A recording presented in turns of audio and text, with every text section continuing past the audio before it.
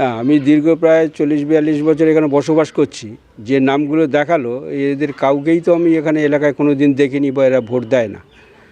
এটা আমরা দীর্ঘদিন ধরেই এখানে এদের কোনো অস্তিত্বই দেখতে পাইনি। এই নামগুলো কোত্থেকে আসলো সেটাই তো আমি আশ্চর্য হয়ে যাচ্ছি।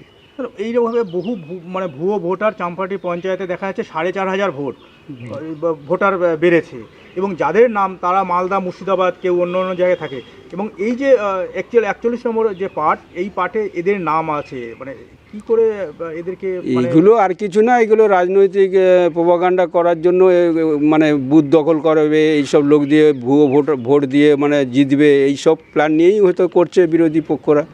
কিন্তু আমরা জানি এইসব লোক কোনো দিনই এই এলাকায় ছিল না, আগেও ছিল না, এখনও থাকে না। অতএব এই নামগুলো কেন আসলো? আমরা চাচ্ছি একেবারে ক্লিন ভোটার লিস্ট তৈরি হোক, যারা সত্যিকারে বসবাসকারী ভোটার তারাই ভোট দিক, এটা সর্বত্রই আমরা চাই, এবং সেইভাবে যাতে ব্যবস্থা নেওয়া হয় সেটা প্রশাসনের কাছে আমরা আবেদন রাখছি। এ ধরনের নামগুলো আসলো কিভাবে সেটা তদন্ত হওয়া উচিত। দেখুন, বিষয়টা কি হয়েছে বলুন তো, ঠাকুর ঘরে কে, আমি তো কলা খাইনি, বিষয়টা সেই দিকে। দিল্লিতে বিজেপি সরকার আসার পর ডোর টু ডোর সার্ভে করে ভুয়ো ভোটার রোহিঙ্গাদের বার করে তাদেরকে আটক করছে। এখন বর্তমান সরকার পশ্চিমবাংলার সেই আতঙ্কে ভুগছে যে এখন থেকে আমরা স্যালেন্ডার করি, না হলে আমাদের বিপদ আছে, যে এই ভোটারগুলো আমরাই করেছি।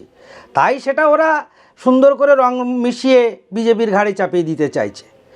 এই কেন আপনি দেখুন না, প্রত্যেকটা শুধু আমাদের পিয়ালিতে নয়, প্রত্যেকটা বুথে মিনিমাম আপনি 10 জন, 15 জন, 20 জন করে মিনিমাম আপনি মুসলিম ভোটার পাবেন।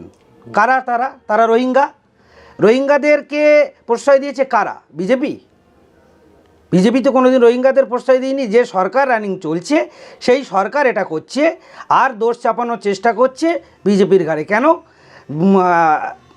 দিল্লি দখল করেছে মোদিজি যে প্ল্যানে কাজ করছে সেই চাপটা আবার বাংলার বুকে আসতে পারে। তাই মানে আমাদেরকে মানে তাদেরকে মাথায় এসছে, তাদের সাবধানতা অবলম্বন করতে হবে যাতে দোষটা আমাদের দিকে না আসে। না, আমরা তো এরকম ব্যক্তি কাউকে এখানে দেখিও নি। গীতা, তারপরে কী আছে কণিকা মণ্ডল, এরকম কোনো ব্যক্তি তো দেখিনি। কারণ আমরা তো এখানে ভোট দিই, আর আমাদের ভোটের সংখ্যাও খুব একটা যে বেশি না, আর আমরা পরিচিত সব মানুষজন এখানেই বসবাস করি, সকাল বিকেল সবার সাথেই দেখা হয়, ঠিক আছে। আর এরকম যে কটা ছবি দেখছি বা নামও দেখছি, আর আমি দোকানদারি করি এখানে, কাস্টমার তো যথেষ্ট আছে, কম বেশি তো মানুষের আলাপ আছে সেইরকম, এইরকম এর সাথে কোনো মিল নেই। আপনি কত বছর এখানে আছেন? আমি এখানে প্রায় 17 বছর আছি, 17 বছর।